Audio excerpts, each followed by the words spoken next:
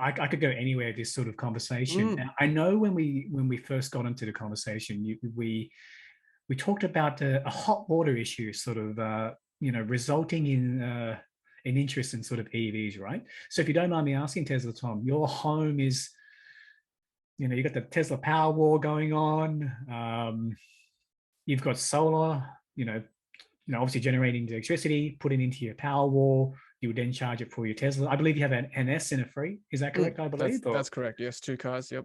Yep. and essentially, would you say you're pretty much off the grid in a way? Yeah, I wish I could say that. I think Mm. there are always improvements to be made. Like I'm not 100% off grid by any chance, any means. The battery tech is probably not quite there in terms of storage Huh? space and cost. Okay. If I wanted to Okay. go off grid, I'd have to probably put a lot bit more money into buying more battery tech, and again probably more solar panels as well. Okay. Yeah, the cars do eat up a lot of charge during the night for the amount of Yep. driving I do. Yep. In summer, I get pretty close, but in the depths of winter when I need the heating for the house, yeah, probably could do better, but that's just me being a perfectionist. I could probably. Hey, it's all about sort of self-improvement, right? So if you're Mm, telling me that if you sort of install more solar panels onto your roof, mm, maybe have a higher capacity. So when you say battery tech, do you mean mm. the capacity of the battery, or do you mean technology in terms of converting the solar energy into energy? Probably more capacity. I Mm, would like to see. I don't know whether we'll get a denser battery. Uh, I mean, batteries. I guess that's the issue with cars as well. Like electric vehicles are mm, heavy because batteries aren't as dense as obviously fossil fuel, right? So if you want a battery, you want a car with a bigger range, you need a bigger battery, and that will weigh mm, the car down. Requires more power, requires more battery. So it's kind of a loop. So same with the house. If I want more storage, I need to buy more battery. It's going to cost me more.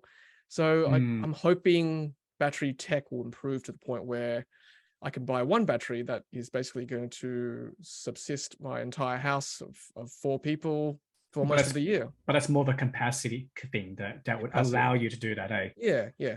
And yeah, I mean, I think in terms of transference from the solar energy to the battery, it's not Mm, bad. I get it. The Powerwall's capacity is 5 kilowatts, so I think that's adequate for my solar panel capacity, which is 8.4 kilowatts. So I'm not too fussed from that point of view. If you yeah. have more batteries, you can improve that draw as well from the solar panels. So But you get it. obviously, then you're trading up with the whole cost thing. Yeah, correct. It's a cost issue. Yes. Yeah. And I think, given obviously the recent energy spikes, the war in Ukraine, I think it's definitely sort of coming up to the surface in terms of, is there an alternate way? But very much so, the tech is just, well, in a way, the tech is there, but it's just a balance of, do you get one more battery pack to increase the capacity? But obviously, there's a cost benefit analysis there, Yeah, isn't there? correct. At the moment, batteries take about 9 to 10 years to pay back, and that's about the Yeah, length of the warranty as well. My yeah, Powerwall was 2016, so 6 years on, it's still doing okay. Still got pretty good capacity from what I bought it at. yeah. Not much degradation. So I think if I can prove in 10 years it's not degraded that much, it's done its job, then I'd be more comfortable. I think getting some more, but I'm hoping by then there'll be yeah, improvements as well in capacity and Mm. density. Mm. Because I was sort of talking to sort of people in the industry, and they asked me, what would you do, what would you need for it to do, yeah, for you to make you convert? Mm. Um, What'd you say? Actually, you can probably let me know about this, right? So on average, I don't really drive that much, right? So I would say on average, I probably drive 50 kilometers a week, which is minimal, right? Very little. And I'm Mm. very curious to see, and I've got a family of four too. So do you think that could work Oh, I think based 50 based kilom. based on your Yeah, experience, or 50K is easy, easy. I mean, hmm, the ABS tells us that the average person drives 50 kilometers per day. So hmm, at 50Ks per week, you're way under average, which is ideal really for an EV. yeah, And I presume you work from home to some correct, degree, correct? Yeah. correct, yeah, So I mean, people who work from home, and obviously the pandemic has shown us that it is possible. You can easily park your EV in the carport in the garage while it's charging from the sun. hmm, And as you know, the sun shines during the day, so sun charges the during the car during the day, yeah. and yeah, You're you're ready. essentially You're essentially powering the ready to car for go, eh? free. Yeah, exactly. Yeah, Interesting. very easy. And look, I understand, people enjoy having their ice car still. You could, for day-to-day driving to go to work, you could have an EV that's a runabout car, and then you can have a weekend car where you can enjoy, I don't know, doing long road trips or whatever you want with your ice car. You could probably have best of both worlds, I think, to offset what you Yeah, do during the my, weekend. my wife didn't allow me to buy a 2014 MX-5 Tesla Tom. Okay. It had low kilometers. It was red. It was very shiny, but it couldn't fit the kids. But so Okay. I got Uh, a wha- cut. no comment. I'm not going to engage in that. What you do is your Got it. And compare it obviously to a supercharger. Yep. Did you live very close to a Tesla supercharger? Or? No, I do 95%, 99% of my charging at home. Oh wow, brilliant. Yeah. Okay. I only use the superchargers either to demonstrate on my videos or when I'm on Mm. a road trip with a family. So Yeah. essentially, if you don't mind me, say you're from zero and you had to charge it back up to full capacity. How will that take if you did it at home? Considering you've the Powerwall, you've pretty much got the whole system ready to go, don't you? Yeah. And it's sort of quite an ideal sort of environment for any sort of EV owner. Would that be Yeah, right I think to so. say? Yeah, you don't. I mean, the battery is not compulsory. You can pick a energy rate energy plan that's got a cheaper rate at night, and you'd be fine. But to be honest, I've never actually done that 0 to 100% charge ever. Okay, so you Ever. constantly sort of kept charged like a mobile phone battery in a way. Yeah, correct. I just top it up Yeah. every night to 80% or 90%. Mm. So people ask me a lot actually, how long does it take? I mean, I can theoretically tell you it'll take probably 7 to 8 hours if I wanted to do that, but I probably charge 1 to 2 hours at the most each day. Okay, and Yeah. you're consistent. You pretty much do it in. You probably get home, you park it back in your garage, you plug it in. Yep. And that's pretty much it, eh? Yeah, it's my habit. I mean, I obviously if I'm in and out of the house doing chores, I won't. But if I'm home at 7, 8 o'clock after whatever work, or if I'm out, I'll just plug it in at night and then just go to bed. Mm. Yeah. I gotta go get over that hurdle. Yeah. In terms of constantly plugging it in, but Yeah. like with anything, bit of a quick change in habit, you can sort Yeah. of get there, right? Yeah, I think most habits take 18 months to get going. So shouldn't be too difficult for most people I think to do that, to change their habits. Yeah. Interesting. So you're pretty much good to go. Powerwall, solar, you got the cars, sort of quite an ideal environment in terms of like I said, an EV owner, right? Yeah. Yeah. If you were to start again, what would you do differently? If I was starting from a blank slate, Start from a blank slate. Yeah, I probably I probably try and cover my roof all with solar as much as I can. And I still can do that. But obviously it's been modularized over the years. I've added bits and pieces. Whereas now a bit more knowledge in hindsight. I know, okay, this is the most efficient way to do it. I don't need just to go all out, so to speak, in terms of putting it on, right? Or... Yeah, just chuck on the best, most efficient solar I can, micro inverters, battery, maybe one, maybe two even, but yeah, at least one battery. Chargers, I know which charger to get now. What's the best chargers? Which app is the best to use? Integrate solar with battery, and even the best EV to get now. Yeah, I think hopefully new. We'll EV save that owners... question. I've got a ton of questions around the best EV. Yep, good. Yeah, but I'm hopefully new EV owners will hopefully learn from what I've showed over the years that it can be done. Yeah, brilliant. And I know we sort of talked about it briefly in terms of allowing EVs to really ride that wave in terms of getting more adoption. Obviously, we talked about price being one of them. We talked about sort of accessibility in terms of how easily you can charge it. Now, I was actually watching one of your recent videos about, I think Ampol, I believe one in Alexandria, New South Wales, rolled out their chargers, I believe. And they use a European provider, I believe, by ABB in terms of the hardware. Yep. Was that's looking at it, seemed like a very smooth experience. I think the only thing that was sort of lacking was that there was no real place for you to sit, so to speak.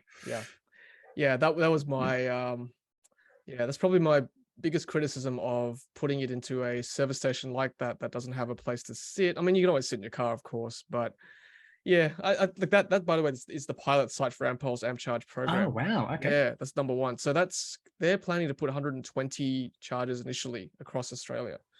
And what better place than a service station? I mean, it's already got most of the infrastructure, right? food, Hey, if over time, toilets. like fossil fuels no longer sort of are needed for ICE cars, Yeah, they'll probably take over, right? yeah. So I mean, in an ideal world, if I was running the world, I would have a service station type model, but with a lounge, so a bit more, user friendly, where plug your car in, go in there, freshen up on, especially on those big highways where Yeah. there's not much Every else every, around. every 100K or 200Ks, you might have a designated stop, for example. That's correct. Yeah, make it super family friendly. The kids can go in there, play in the playground. You freshen up, have a cup of coffee, have a drink, have some food, sit around for 15, 20 minutes, which the government recommends anyway, or motoring bodies recommend when you go on a long drive. Yeah. This is not new news here. Making it possible. Yeah, and then just back in the car once it's done, 20 minutes. As you know, with young children, you got to stop anyway on a road trip. It's not like, the kids don't last that long in the car. No, So no, no, no, no, yeah, no. It's going to be terrible if you go too long. And yeah. I think I think Japan does a pretty good job. I think in Australia, I think it's probably harder to justify from an RI point of view, since Mm, we really don't have, we do have those long distances, right? In mm, terms of, 100, 200 kilometer gaps, but there's really nothing there. I think a country that does it very well, I'm not too sure actually, as a side point, if you know the answer, the EV adoption rate in Japan. mm. I don't know. I'm sorry. Because in Japan, right, I'm not too sure if you've been Tesla, Tom. They have a lot of these sort of stops along the way, Okay, and they basically perfectly describe what you talked about. okay. You've Like got a rest a stop. you got a lovely restaurant, you got a Mm, lovely restroom. It's well presented, but it's justified by the larger population, of course, isn't it? yeah, To that's to right. to work that investment, right? Mm, Um, I'm sure you realize if you were to drive down to the Southern Highlands in New South Wales, as an example, or maybe the Great Ocean Road down in Melbourne, you do get your sort of your standard stops, I believe. mm. Yeah. Yeah, as in they're not. I mean, they're the sort of basic stops rather than. Yeah, they're more, Yeah. if I were to make that comparison with the ones in Japan, it's Mm, your typical, fast food. Not saying there's anything wrong with that, right? mm, But the Japanese do it very well in terms of, you got the convenience factor, you've got the lovely mm. restaurants, you've got the rest area, you've got the cafe, you've got the kids area. Yep. So it's very much a perfect place for you to sort of charge, maybe Yep. 2-3 hours, take a bit of a break, and then come back. Yeah. So Jeff, well, let me ask you, what will it take for us to adopt that that pattern over here? Um, I don't know. I think, if you look at it very objectively, right, I think we need to find a balance between population density that will warrant such an investment, um, and also the EV adoption rate. And I think there's a multitude of factors in terms of increasing usage. And I think EV cars, as a sales of total vehicle sales in July, was only a meager, I don't know, 1 or 2%, I believe. Mm. Um, as a joke, I did bring on someone from an EV charging company before, and we had a bit of a joke going on that we need to convince the ute lovers of Australia. Yep. So I think, I think a Chinese brand is coming out with an EV ute. Okay. Yep. Yeah, I've heard a few actually. Which one did Mm. you? I think it's a new Chinese brand. Yeah. But getting back to your original question, Tom, it's a tough one. Yep. I think, actually, do you find a lot of manufacturers are less inclined to bring in their vehicles here into Australia because of so many of these factors affecting EV usage or Yeah. adoption?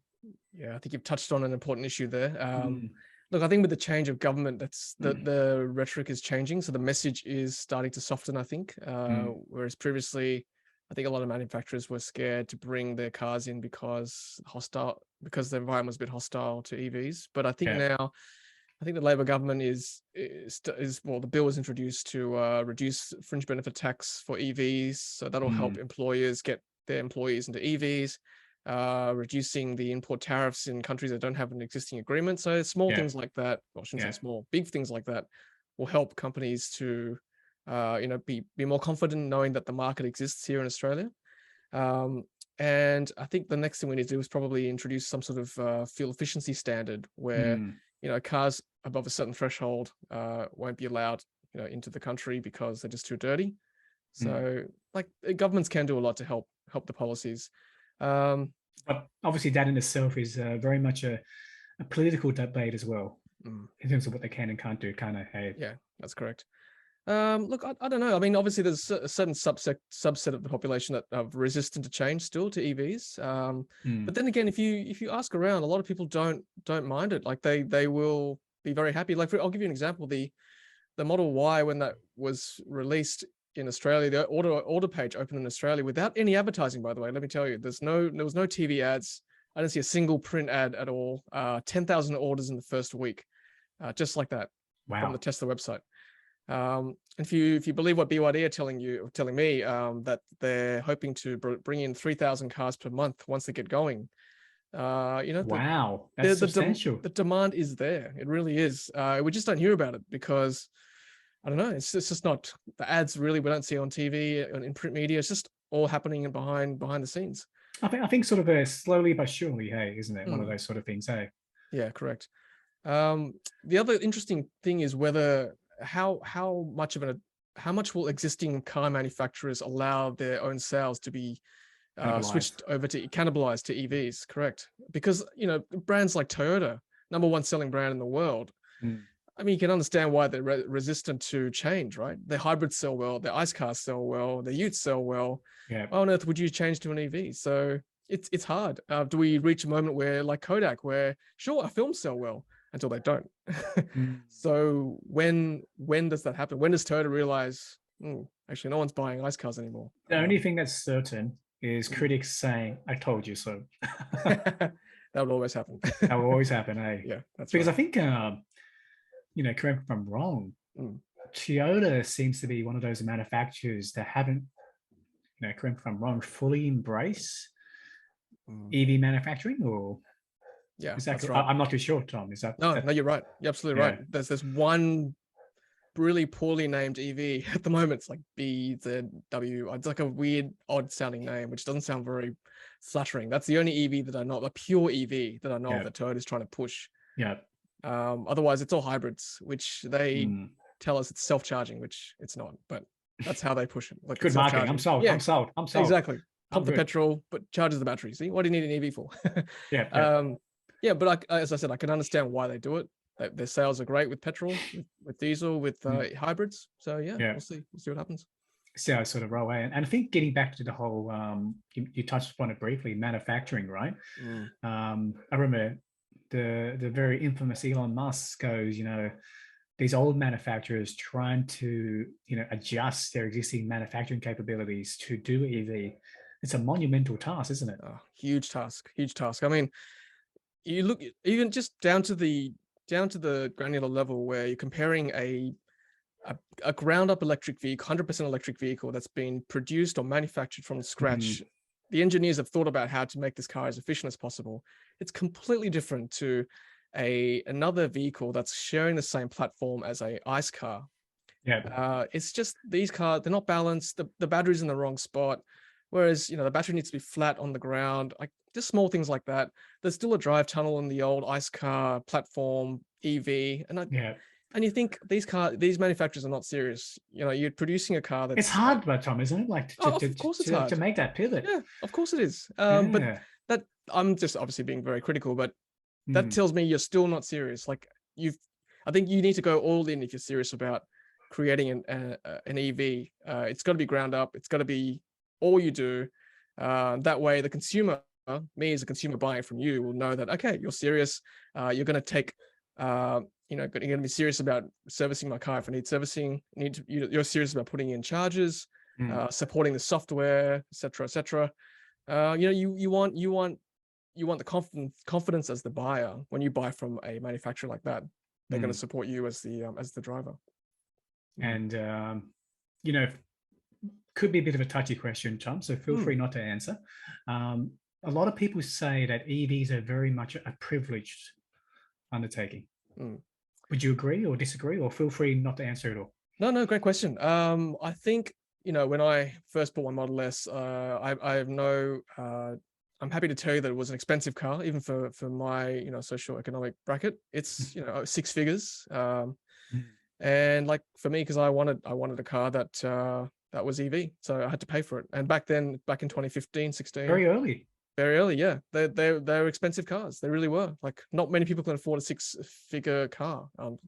Very very lucky to be able to. But now with cars like BYD, with the cheaper Tesla, with even the Polestar 2, that's 50 grand, 60 grand. It's getting there. I think that has to change. You know, people need to be able to afford an EV before they allow, you know, before adoption happens from a mass market point of view. Mhm. You know, not everyone can afford a nice car either, right?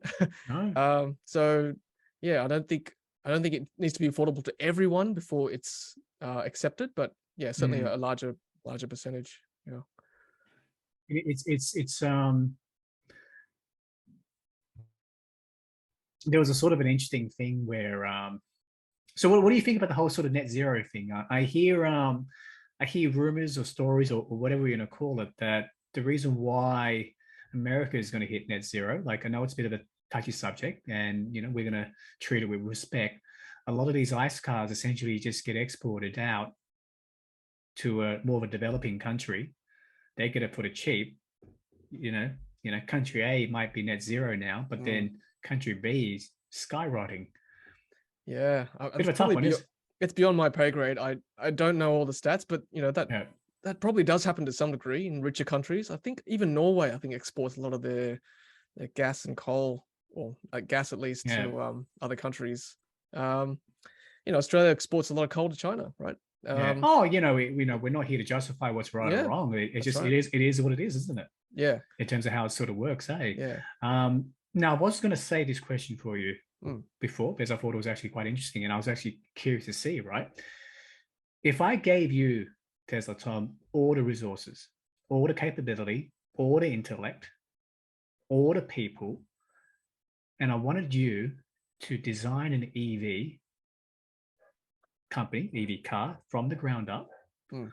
what would you do differently given what you know now? Oh, wow, that's a good question.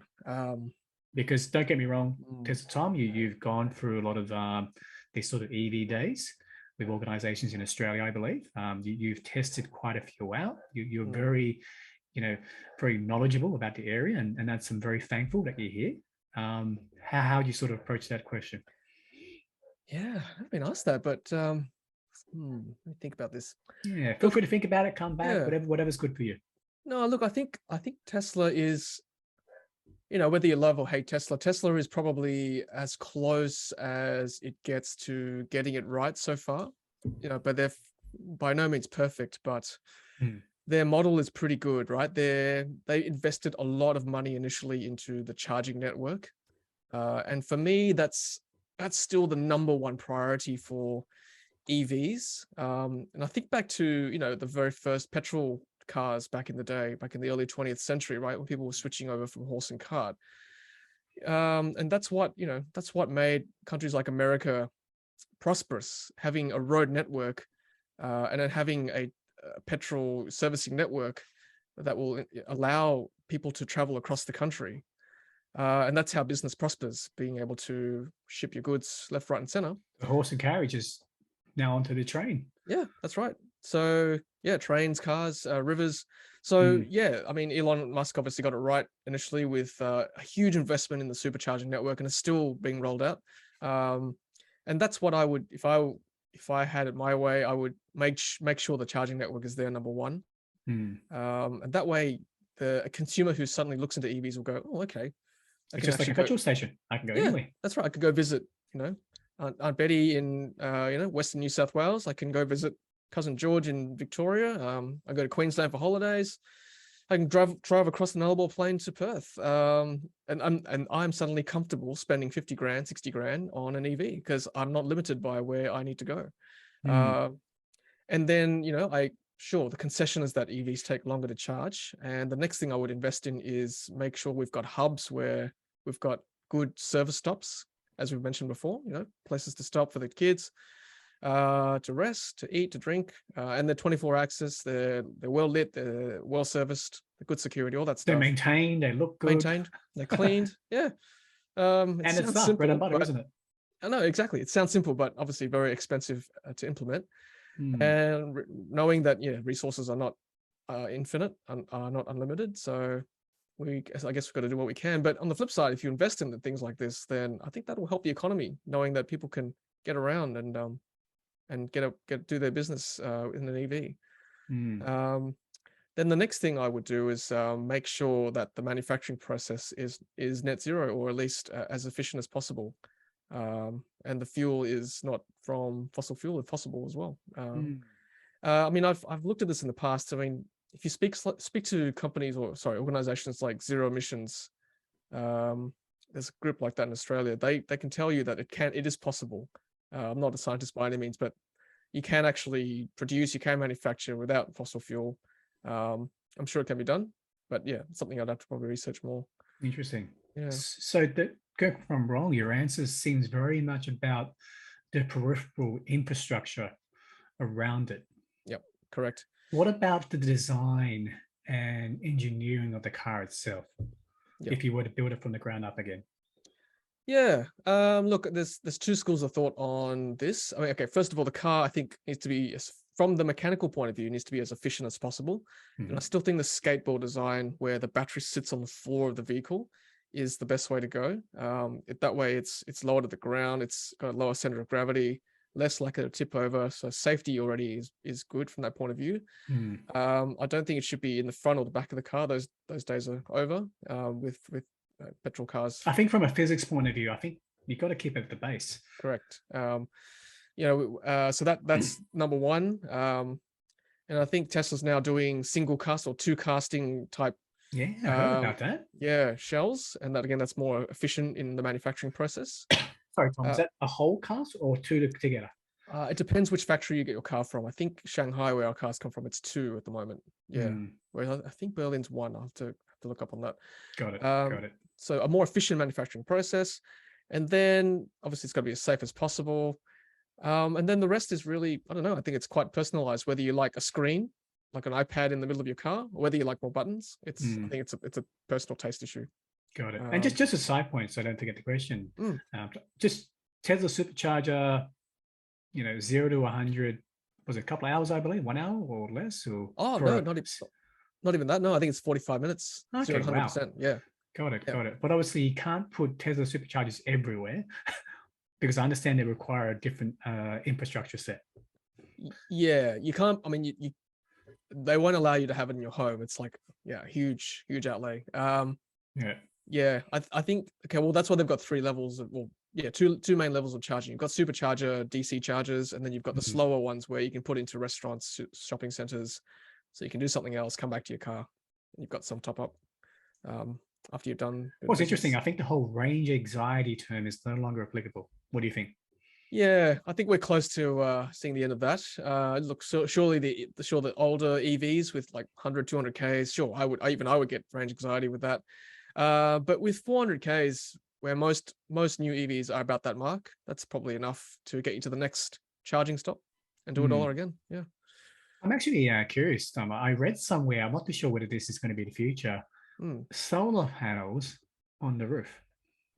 Solar tiles, you mean? Solar tiles, sorry, tiles, yeah. Yeah, that's the way to go. Yeah. Has there any been updates on that from Tesla? Like, I think that'd be pretty cool, right? If you're literally far away from nowhere, you literally, take a car outside, let the sun hit it, and charges your battery enough to take it to the nearest stop. Have they improved upon that, or? I think the density of the panels still aren't as good. But you could, I mean, sure, you can. I think there's actually a group going around Australia at the moment with like a rollout solar tiles where they stop and then they roll it in the desert or somewhere with lots of sun and then. Oh, I'm thinking built into the roof. Oh, into the roof of the car. Ah, yeah, okay, yeah. Look, I think probably not enough to power the car. You need a lot of torque to get it going, to get a car going, but maybe for charging. Like for charging. For charging, like super emergency. Yeah.